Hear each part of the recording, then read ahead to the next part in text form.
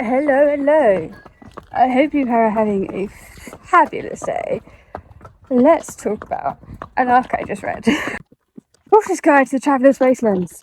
Let's talk about it. Was it good? Was it amazing? Did I love it? Did I hate it? How was the prose? Was the story fun? Was it creepy? Porter's Guide to the Traveller's Wastelands. Our characters take this train for the wastelands, but the wastelands are not normal. The wastelands have things, and they're not good for normal people. Let's talk characters.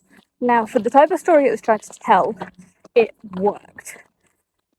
But personally, I like more depth to them. I really did. I'm going to botch this name. I ain't going to attempt it. I'm going to put it on the screen. I'm just going to name her character W. I should have probably looked up how to pronounce it before, but I'm at work, as you can see. So this isn't going to work. But I really liked her character, the child on the train, she's known as, and she really brought it through. Now, Myra, she needed more mystery around her for me to feel like she was compelling enough. Freedom! And you just sit there and eat. Now, the way the Costa characters work is you have these series of... It's kind of what you would have in like a mystery, a series of characters, and they're all trying to have a secret. But these characters don't all have a secret. Some do, but some are very eccentric. Some are your bog standard, Bob's your uncle, kind of plain, like a professor, people who are clever. But some characters know something about the train company. They all know something about the train company, and there's one character who's there to try and find out what happened to her father, because he died. But nobody really understands the wastelands. The wastelands are not what everybody thinks, which I liked. I loved that side of it. I would have loved the creep factor to be like up here, like make it far more creepy, because this is where I struggle with the book. If I wasn't on like a 5-hour train ride, yes, I read a train book on a train. If I was on a 5-hour train ride, I probably would have struggled to get through the beginning of the book. Like, I read it in 2 sittings. So en route back home, I liked it more, but we got more into the meat of the story. Like, it was a bit weak in the beginning.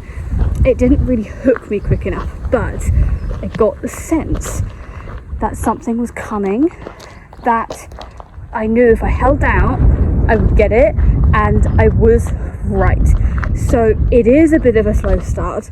It is very building up the characters, building up relationships, building up what you see in like the train company, what everything's about. You start to learn what the wastelands are about, all of that jazz. I'm fucking scared of it. Now, as a whole, when you look at the book as a whole, it works. It works really well. But if you break it up to what I call like beginning and then like part 1 and part 2, it does not really have parts. It's just where I kind of think it improved a lot more. I did struggle with it personally. This is a personal preference. I think it definitely has the readership who will love the beginning. But for me, it just lacked more of the depth I was looking for that I prefer in any kind of fantasy. Now, let's get down to the bones of the story. Are the chickens meant to be out in the fields? Voila. I'm assuming so. The prose of the story is so beautiful. It's not quite like Robin Hood, but it's kind of like a similar almost style, even though it's third person. Like, it's very flowy, very really suits the story, very not even overly descriptive, not even too flowery, but whatever it was run really, really well, and it fit the story absolutely perfectly. And that is one of the best parts of the book, was the acting writing. It was so fucking beautiful. Now, once we actually got into the story. I can really appreciate how the author really brought everything together, how it all was so well crafted, how it all came back together. And the ending has got to be one of my favourite parts. It leaves you very satisfied, very, like, not the perfect ending, but close enough. And the character journeys that started to appear later on in the story to then lead up to this was really well done, and I loved it. Is this a perfect story? No. Would I reread it? If I'm in the right mood for it. I did expect a lot more than it did deliver. Because actually, I met the author because Alistair, she's had the card thing. So the author seems like a really nice girl. Yeah. But anyway, it's not perfect. But for a debut, it is really strong. I loved how she built the world, like, and going back to the prose thing, I don't see things when I read, but they did a few cases with this. I was like, oh, and the wastelands, the actual idea of the wastelands, and how that came about, I really loved. It was a very, very enjoyable read. I had good fun with it. It was one of those books, fucking flies.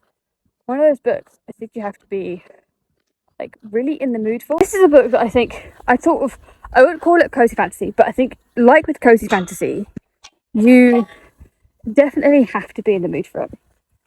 Have to be in the mood for it. Otherwise, I think it's just going to flop for you.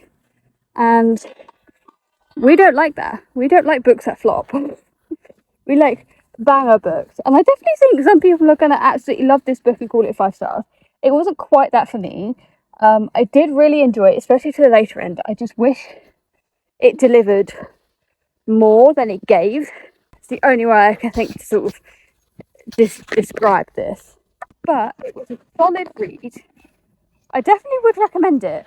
Just go in with the right mindset, and I had a good time. It's not a book that I think you can actually think too much about as you're reading it. You just go there, enjoy the ride, and that's it. But I hope you enjoyed this. I'm hoping you like this new format of, as I go around work, I review a book, because this girl's time is very small, and this might be what I have to do now and again. But I hope you enjoyed our Lady Mair Reads. Hope you like and subscribe, and I will see you in the next one.